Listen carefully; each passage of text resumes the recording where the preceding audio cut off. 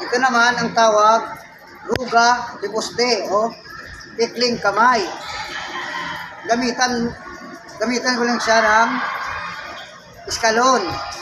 Sangga. Ito, sangga. Sundot.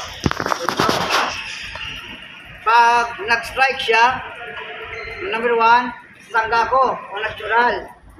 Tsaka, sundot. Pag sumagal sa ilalim, ganito naman. 1, iskalon. Sundot. Kahit saan patama sa mata o patama sa bibig. Pag number 3 dito, okay, ito, sangga. Ganito rin. Patama. Sundot.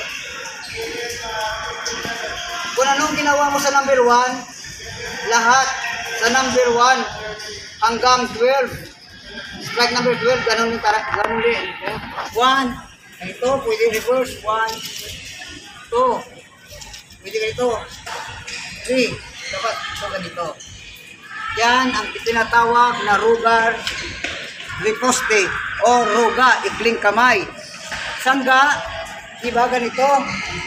Iskalon, di ba yung iskalon, sangga. Yung disalon, di ba yung disalon? Sangga, palo.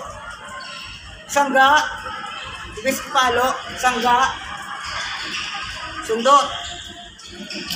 Sangga, sundot.